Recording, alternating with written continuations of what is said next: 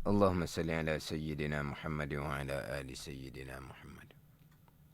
Assalamualaikum warahmatullahi wabarakatuh.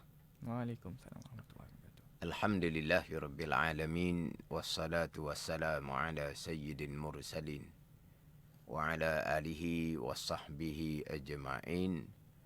Rabbi syarah li sadri wa yassir li amri wahlul 'uqdatam min lisani yafqahu qawli. Subhanaka la ilma lana illa ma 'allamtana innaka antal alimul hakim. Wala hawla wala quwwata illa billahil aliyyil azim. Terima kasih kepada Fad. Alhamdulillah kita dapat menyambung kembali Selat Talaki Safinatun Najah. Mengguna pakar kitab Safinatun Najah, insya-Allah akan menyambung pembicaraan berkaitan dengan rukun iman yang kelima, pembicaraan berkaitan dengan hisab. Jadi dalam kitab Safinatun Najah edisi Jawi muka surat 2 baris bawah sekali. Qala al-muallifu rahimahullahu ta'ala wa nafa'ana bi'ulumihi amin. Wal yaumil akhiri wa bil qadri khairihi wa syarrihi. Terjemahan dia di bawah tu, dan kelima daripada 6 rukun iman, percaya kepada hari kiamat. Percaya kepada hari dibangkitkan kembali selepas daripada tiup sangkakala yang kedua. Selepas tiup sangkakala yang kedua, akan dibangkitkan kembali, kemudian dihalau, dihimpun di mauqif, di mahsyar. Kemudian di mahsyar pergi kepada pembicaraan terdahulunya berkaitan dengan syafaatul uzma. Kemudian pergi kepada mereka-mereka yang masuk syurga tanpa hisab. Kemudian mereka-mereka yang akan menerima hisab, mereka yang akan dihisabkan oleh Allah Subhanahu wa ta'ala. Jadi mereka yang akan dihisab oleh Allah Subhanahu wa ta'ala akan menerima catatan amalan. Orang yang beriman menerima catatan amalan dengan tangan kanan. Orang yang kafir menerima catatan amalan melalui sebelah belakang dengan tangan kiri. Dan orang yang beriman tetapi derhaka kepada Allah, pandangan yang muktamad, mereka masih lagi menerima catatan amalan dengan tangan kanan. Jadi selepas menerima catatan amalan akan dihisapkan sekalian catatan amalan, sama ada catatan amalan yang baik ataupun catatan amalan daripada pekerjaan yang jahat. Yang mana pada masa hisab ini masa yang kritikal lah kita kata. Sebab pada masa hisab inilah akan dibicarakan tiap-tiap helaian catatan malaikat kiraman katibin. Jadi pada masa hisab kemudian dia ada mizan yang wajib kita imani. Yang wajib kita beriman, termasuk di rukun iman yang kelima adalah berkaitan dengan mizan. Berkaitan dengan timbangan amalan atas neraca yang mempunyai 2 daun. Tetapi mizan adalah selepas hisab. Mizan adalah selepas hisab. Jadi pada masa hisab itulah pembicaraan pada masa hisab yang saya sebut minggu lepasnya berkaitan dengan dosa-dosa kerana meninggalkan kefarduan, dan termasuk jugalah dosa-dosa yang berkait dengan kesalahan kita sesama kita. Yang mana dosa-dosa yang berkait sesama kita akan dibayar dengan amal kebajikan. Selepas daripada selesai, barulah ditimbang akan amalan. Jadi maknanya timbang amalan ni selepas hisab. Jadi kalau kata ketika menerima suratan amalan, terus ditimbang akan suratan amalan, amalan kita katalah amalan yang banyak. Mana kalau timbang segera berat sebelah kanan, iaitu amalan kejahatan, Tetapi timbang amalan adalah selepas hisap. Yang mana pada masa hisap, kalau kita ada kesalahan sesama anak Adam, kita akan bayar dosa kesalahan kita dengan Adam dengan pahala kebajikan kita.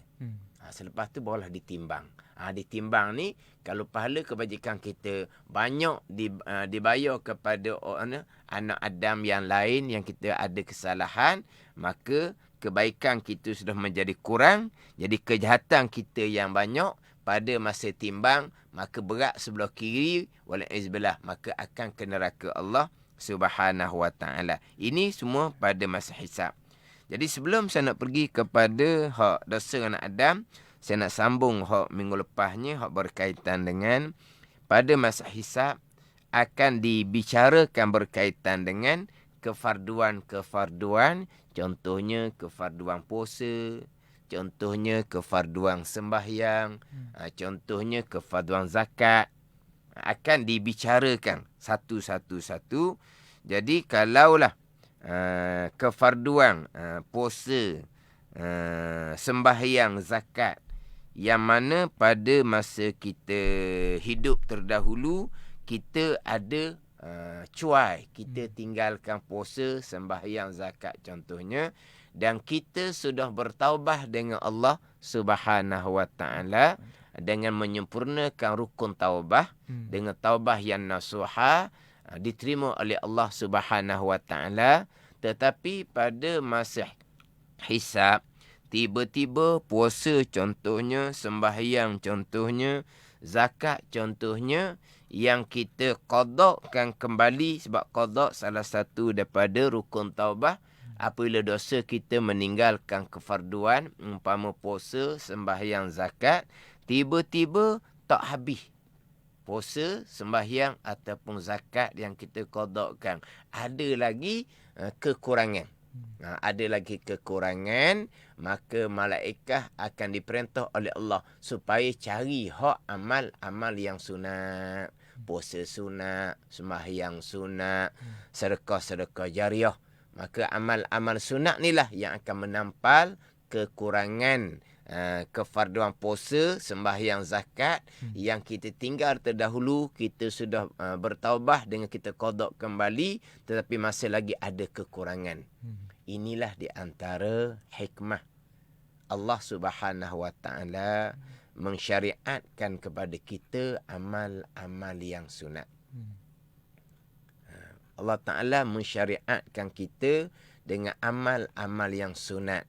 Di antara hikmahnya, amal-amal yang sunat akan dapat menampal kekurangan amal-amal fardu ketika kita dihisab di hadapan Allah Subhanahu wa ta'ala. Itu hikmah disyariatkan amal-amal sunat. Mana amal-amal sunat ini dapat menampal, menampung kekurangan amal-amal fardu ketika kita dihisab di hadapan Allah Subhanahu wa ta'ala. Tetapi amal-amal sunat menampal akan amal-amal fardu dalam kitab Fathul Mu'in menyatakan adalah fil akhirah la fid dunya. La fid dunya, fil akhirah la fid dunya. Hak kata amal sunat akan menampal amal fardu fil akhirah ketika kita berhadapan dengan Allah. La fid dunya. Tidak menampal ketika kita berada di atas dunia. Ketika kita hidup atas dunia, solat, puasa Ramadan yang kita ponteng, sembahyang yang kita tinggalkan, zakat yang kita cuai daripada membayar, tidak sama sekali ditampal dengan amal-amal yang sunat. Sebaliknya, kefarduan yang ditinggalkan tadi wajib diqadakkan, wajib ditunaikan. Kena puasa, kena semayang, kena zakat, kena kira-kira kena bayar kembali. Tidak boleh ditampal dengan amal-amal yang sunat. Ketika kita hidup atas dunia, kita wajib bertaubah daripada dosa besar, ponteng puasa. Dosa besar, tinggal semayang. Dosa besar kerana cuai daripada bayar zakat. Maka ni wajib bertaubah. Salah satu dari rukun taubah adalah wajib diqadakkan kembali. Boleh tak puasa Ramadan yang ditinggalkan nak tampal dengan puasa sunat? Tidak boleh sama sekali. Wajib diqadakkan. Apabila kita qadakkan, kita bertaubah dengan taubah nasuha, pada kiraan kita puasa kita sudah qadak selesai. Sembahyang kita sudah qadak selesai. Zakat kita kira kita sudah bayar tu sama ada secara secara stokor selalu sebab kita ada duit, ataupun kita kurang berkemampuan, kita bayar zakat yang kita cuai pada masa terdahulunya secara sedikit demi sedikit. Selesai kita bayar. Sampai di mahsyar tiba-tiba ada kekurangan lagi, puasa Ramadan yang kita qada tu tak cukup. Semayang yang kita tinggalkan, kita qada tak cukup. Zakat yang kita cuai tadi, kita bayar tu tak cukup. Barulah di akhirah, amal-amal sunat akan menampal amal-amal fardu. Di akhirah, la fid dunya, bukan atas dunia. Atas dunia, wajib diqadakkan. Jadi, minggu lepas saya sebut dah bab qadak ni. Jadi kita bicara bab dosa-dosa sebelum kita ini berhadapan dengan Allah pada masa hisab. Jadi dosa ni kita bicara dosa tinggal kefarduan. Saya sebut permulaan tadi dosa dengan Adam, kita akan bicara semula hak dosa berkaitan dengan dosa dengan Adam. Jadi dosa kerana meninggalkan kefarduan. Jadi rukun taubahnya di antaranya adalah qada. Tapi akan timbul banyak persoalan lah. Biasa persoalan yang timbul ialah kita balik umur tak kira umur 11, 12, 13, 14 ke. Jadi masa remaja tu kerana berkawan contohnya, jadi ada puasa yang dia ponteng. Dia makan senyap-senyap tu. Mak ayah tak tahu. Tapi masa tu dia sudah balik. Dia sudah ada catatan amalan. Kemudian barulah dia mari keinsafan. Dia pun belajar kembali. Dia mengetahuilah bahawa tinggal puasa dia terdahulu pada masa dia remaja, yang mana dia sudah balik. Dia wajib kena qada kembali. Tapi persoalan yang timbul, tahun tu tahun lama dah. Faham tak ni? Itu masa umur belasan. Sekarang mungkin umur 20, 30, 40. Jadi banyak mana puasa yang ditinggalkan. Mana bukan ditinggal terus, dia berpuasa. Mana kalau kira depan mak ayah tu maknanya anak dia ni puasa cukup lah. Depan mak ayah, dia ponteng puasa kerana dia berkawan. Kalau dia tak ponteng puasa, mungkin dikatakan tidak kamcing ke apa. Tak masuk regu lah kita panggil. Jadi dia pun ponteng puasa. Itu pada masa dia remaja, tapi sudah balik. Sudah ada catatan sendiri, itu sebesar-besar dosa. Orang ponteng puasa lebih besar dosa daripada berjudi minum arak lagi. Ini kita berada di bulan Ramadan ni. Sidang pendengar bolehlah menipu ibu bapa, tapi Allah Maha mengetahui apa yang kita lakukan. Kita ponteng puasa sebesar-besar dosa, malaikat ada tu yang mencatat dosa. Itu kena ingat, sebab sama sahaja tak kira siapa. Walaupun kita masih remaja, kita masih lagi umur belasan tahun, sama saja sekarang. Semua mati bila-bila masa. Wanafat. Kita mati bila-bila masa. Orang dahulu dia mati sakit gitulah. Orang sekarang cukup mudah mati. Terkadang seorang orang tua bukan kata anak dia sudah mati, cucu dia pun ada sudah mati. Orang tua ni segar lagi. Bukan kata anak yang meninggal terlebih dahulu, bahkan ada cucu dia yang sudah meninggal. Ni maknanya yang kita fikir, saya ni muda lagi, umur belasan tahun, umur 20-an, lambat lagi nak mati. Tak. Terkadang ni hok muda-muda ni lah. hok berlakunya perkara-perkara yang tidak diingini, berlakunya kemalangan contohnya. Jadi mati bila-bila masa. Jangan sesekali kita ponteng puasa. Dosa yang amat besar, kerana puasa ni salah satu daripada rukun Islam. Kalau ada kawan yang cuba nak goda, nak asuk, kita yang beritahu pada kawan kita, kamu jangan tinggal puasa, berdosa sangat kamu ni. Jangan kita gitu perkara yang berdosa. Dah kita berkawan dengan dia, kita cubalah supaya kita nasihat dia. Jangan kita pula turut dia ponteng puasa. Jadi apabila kemudian baru mari keinsafan, tapi masa dia ponteng puasa tu pada masa dahulu. Jadi macam mana ni? Sebab ada tulis dalam diary. Sekarang ni Telefon lah. sekarang ni telefon. Mana telefon ada diary? Ada. Note. Ada dalam telefon? Ada. Oh gitu. Sekarang ni buku diary tak ada dah. Ada jual tapi mungkin orang jangan beli, Ustaz. Kalau dahulu waktu wajib tu. Waktu akhir tahun wajib tu buku diary tu. Mesti kena ada. Sekarang ada jual lagi. Ada lagi, Ustaz. Tapi maknanya ada dalam telefon lah. Ada dalam telefon. Jadi orang hok ponteng puasa ni dia catat dalam telefon ke? Tapi takut kalau tulis tu takut orang baca pula. Kena takut orang baca. Jadi ketika tak ada orang tulis lah. Mana ada orang tulis. Tak kan tinggal puasa dia tulis. Maknanya lepas kemudian berapa hari sebenarnya ni puasa ditinggalkan. Tu kena balik pada ilmu lah. Sebab kita tak ada catatan. Yang mencatat adalah malaikat raqib atid. Kita tidak mencatat. Jadi kalau nak tahu sebenar-benar, contohnya puasa yang kita tinggalkan, cakap gurau ni, bukan sungguh ni. Kena tanya raqib atid lah. Maknanya kita tidak akan mengetahui jumlah yang sebenar. Lepas tu macam mana? Kita kena ijtihad.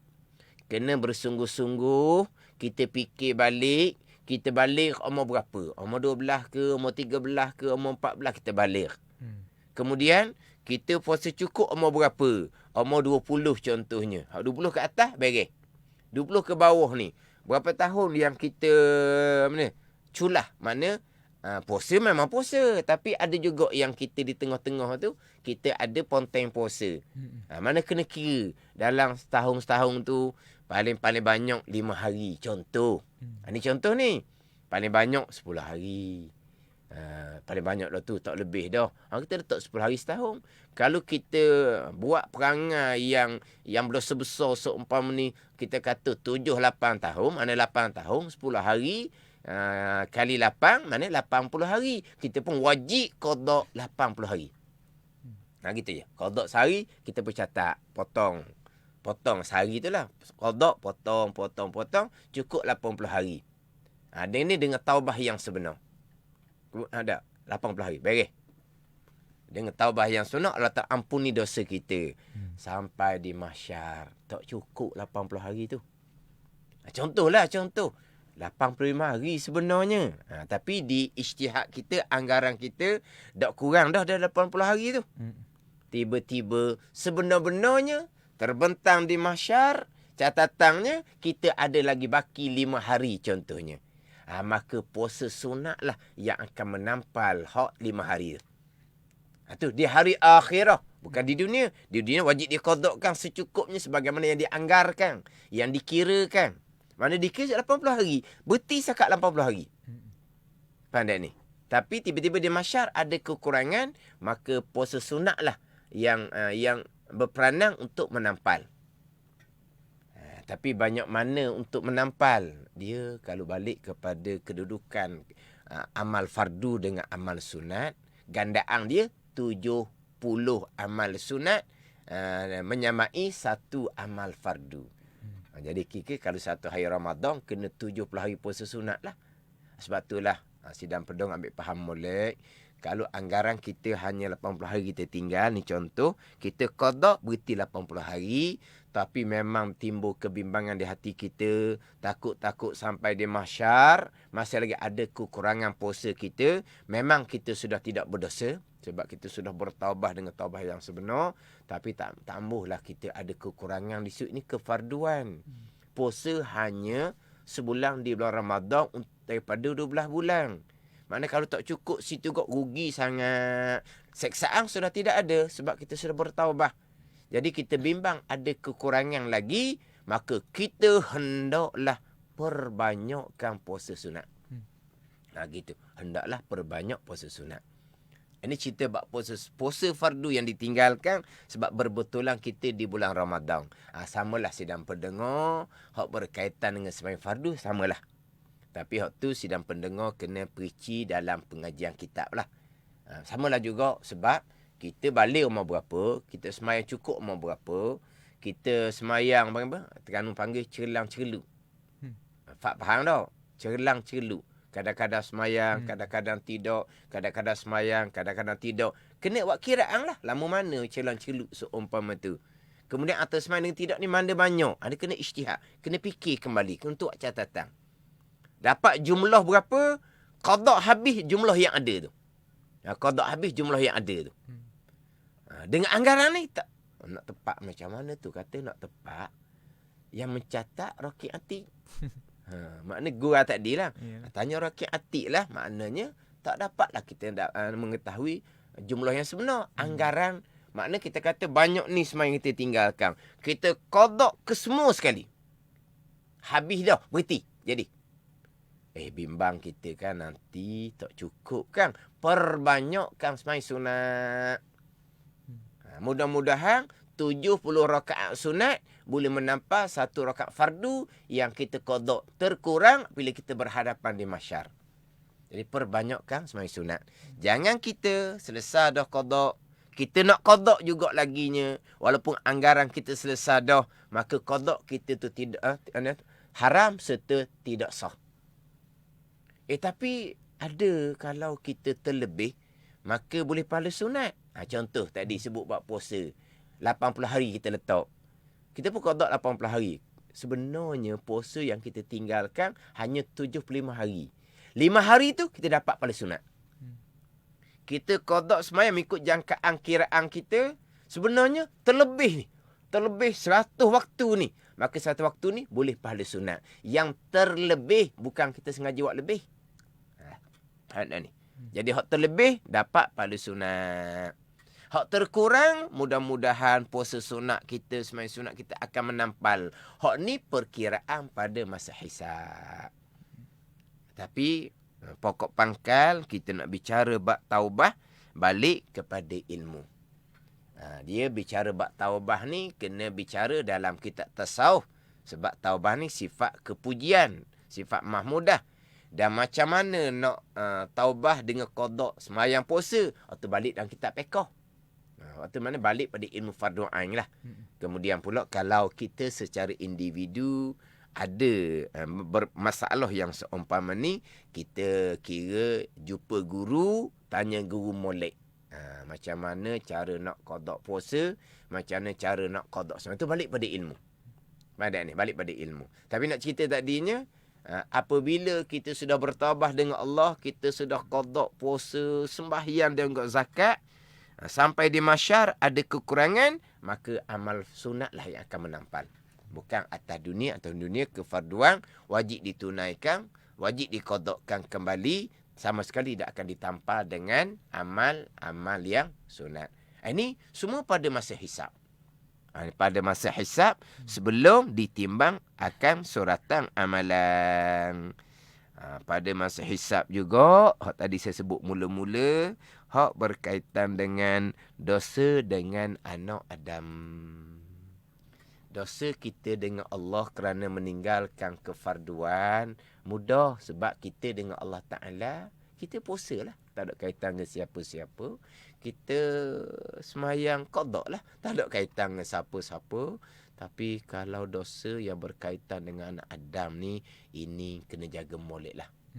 Ini sangat sulit, sangat sempit. Untuk melapasi kita daripada berhadapan dengan seseorang anak Adam yang kita zalimi atas dunia. Ketika saat kritikal, ketika hisab di hadapan Allah Subhanahu wa ta'ala. Jaga molek atas dunia ni.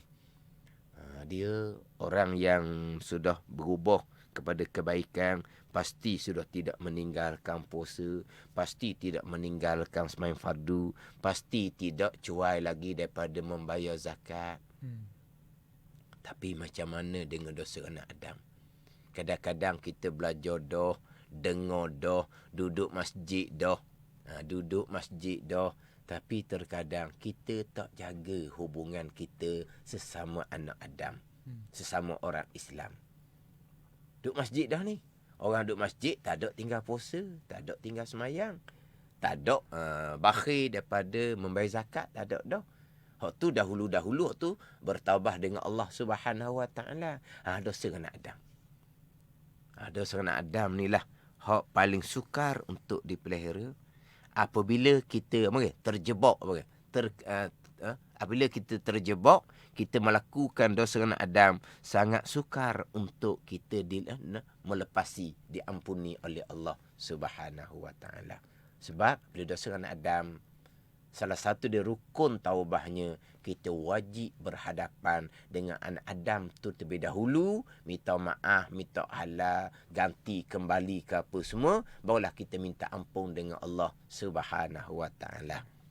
Kalau tidak, kita tak minta maaf dengan mereka, sampai di mahsyar kita akan ganti dengan pahala kebajikan kita yang tak sebanyak mana. Banyaknya lah kesalahan kita dengan anak Adam, habis dah pahala, ganti untuk kesalahan kita. Mari lagi anak Adam yang lain, yang kita pun ada kesalahan dengan mereka, nak ganti dengan pahala kita, sudah tidak ada. Maka dosa anak Adam yang kita zalimi tadi akan diletak atas catatan dosa kita yang sudah tidak ada pahala. Ni hak Nabi kata dalam hadis Muslim, orang yang muflih di hari akhirat. Nabi SAW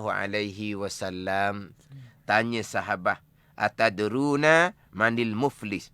Adakah kamu mengetahui siapa orang muflis?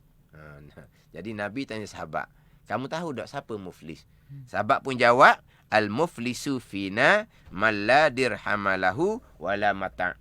Orang muflis pada kami ni, orang yang tidak ada dirham dan orang yang tidak ada mata benda. Itu orang muflis.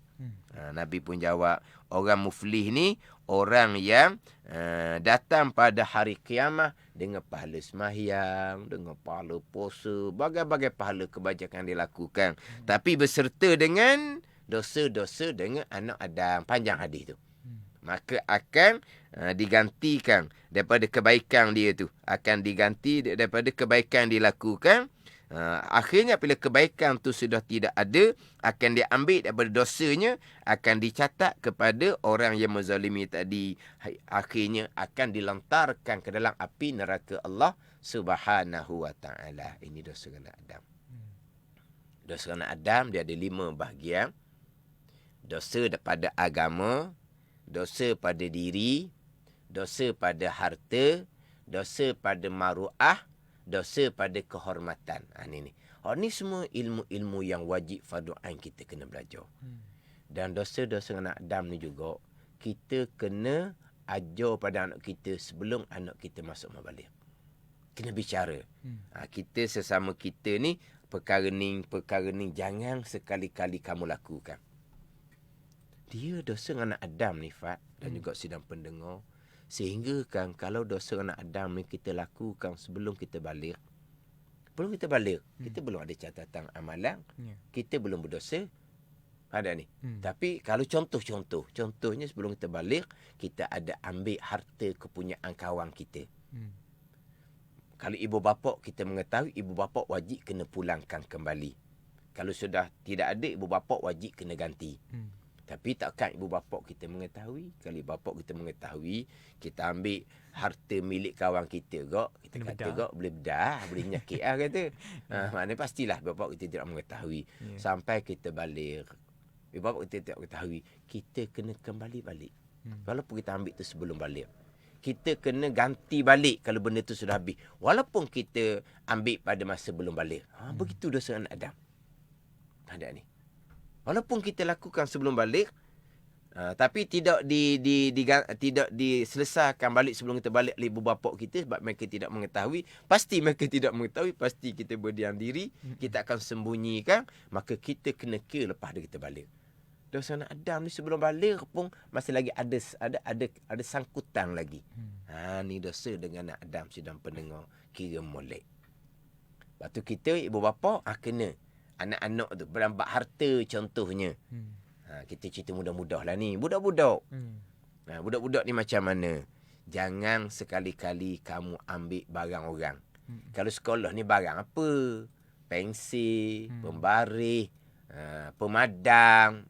Gitu je lah. Tapi kita ajar dah. Jangan ambil hak orang. Ni kita ajar molek. Jangan ambil hak orang. Ajar dah dia budak. Ni kalau jenis hok. Yalah, kita ni kan, kita memang kadang-kadang kita akan tengok dalam ni apa ni? Dulu kita panggil kotak kalang. Panggil apa ni? Kotak pensil. Kotak pensil. Dia panggil kotak pensil. Kita panggil dulu kotak kalang. Kalang tu pensil lah. Pensil. Fak tahu kalang tau. Kalang tu pensil lah. Kotak kalang. Kotak pensil lah. Buka tengok. Kenapa ni? Tengok semalam, satu batang je pensil. Ni ada 2-3 batang ni. 2-3 batang ni macam mana ni? Kena kira lalu. Kamu ambil siapa? Kamu ambil siapa? Kita kena marah. Esok kita kena gantar balik kepada ampunya kawan anak kita tu. Kena seumpama tu. Wajib kita kena ambil tindakan seumpama. Kita kena marah anak kita. Tapi kalau anak kita buat perangai seumpama umur 10 tahun dah, kita kena ambil ambil rotan, kita pukul tangan dia. Pukul yang tidak melukakan. Kalau yang umur 10 tahun dah. Kalau yang umur 7-8 tahun, tak dipukul. Tapi kita kena marah. Kita kena amaran, warning. Marah dengan tasdik lah, dengan tegah. Jangan buat baby kurang. Kena marah dengan sungguh. 10 tahun, masa lagi buat perangai sama, kita kena hukum dia. Ada ni, kita kena didik lalu dah. Jangan pulak. Tengok. Pensil baru-baru ni. Bagus mawang. Untung ayah. Tak beli. Ni kalau ayah seumpama tu. Rotang ayah tu. Kalau ayah seumpama tu. Jangan. Jangan kita ajar. Jangan kita ajar. Ini dalam bab dosa dengan Adam. Kita kena didik daripada awal. Pandai ni. Takut dia sudah jadi seumpama tu. Akhirnya banyak melakukan dosa dengan Adam. Kemudian macam mana anak kita nak berhadapan dengan Allah pada masa hisab. Di pada masyar. Ni kita cerita bab hisab ni. Kita cerita bab rukuk yang ke-6 ni. Tapi panjang sikit lah. Pergi kepada hak ni. Semua peringatan-peringatan yang memang sangat perlu dititik beratkan. Sangat perlu dititik beratkan. Ada ni. Kita kena jagalah. Kena kira. Yelah kadang-kadang sekolah ni. Hak kengeh. Faham tak kengeh? Hak jenis slow. Hak jenis kengeh tu. Lah kadang-kadang. Bukan kata pensil sebatang sari. Tak ada hilang. Bukan kata pembaris, bukan kata pemadang. Selagi mana? Gorek. Mengapa gorek? Pensil tu. Ada ni untuk gorek tu lah, untuk pensil tumpu kan. Mengapa? Dia panggil pengasah pensil. Pengasah. Pengasah gitu. Tak ada. Bukan kata tak ada pensil pembaris. Kata kotak pembaris pun tak ada. Ni. Bagi ke mana pergi ni? Kita kena ambil tahu. Kena peringat kepada anak-anak kita. Jangan sama sekali. Anda ni. Kadang-kadang balik. Anak walik duit.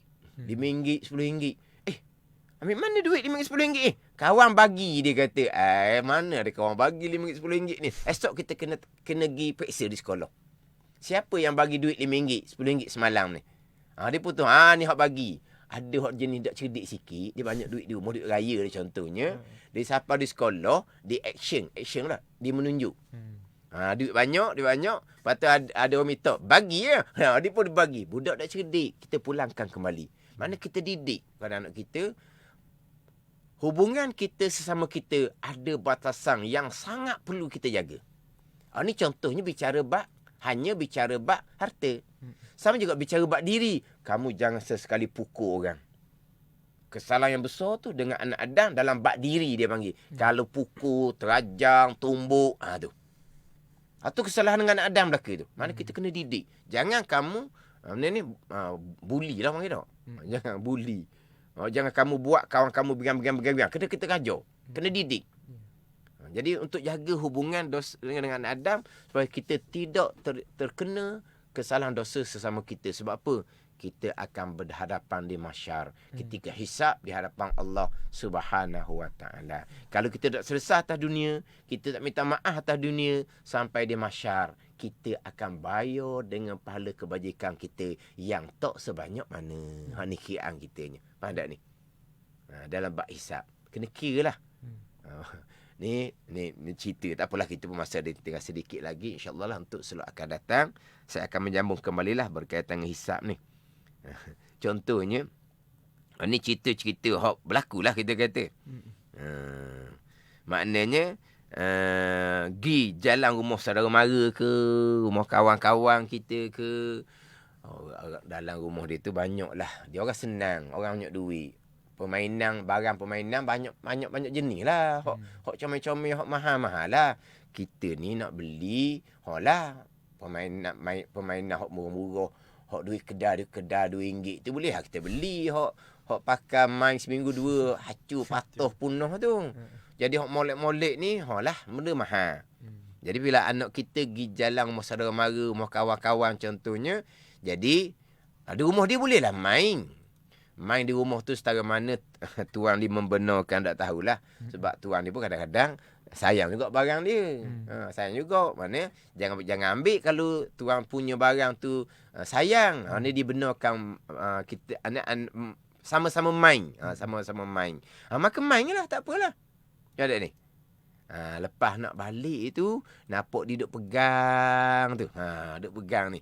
Tadi duk main.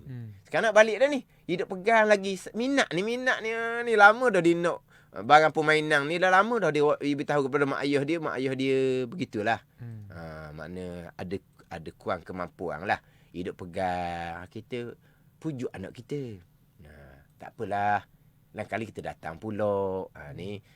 Makna terima kasihlah kepada tuan punya barang ni kerana dia benarkan bermain. Gitu je lah kitanya.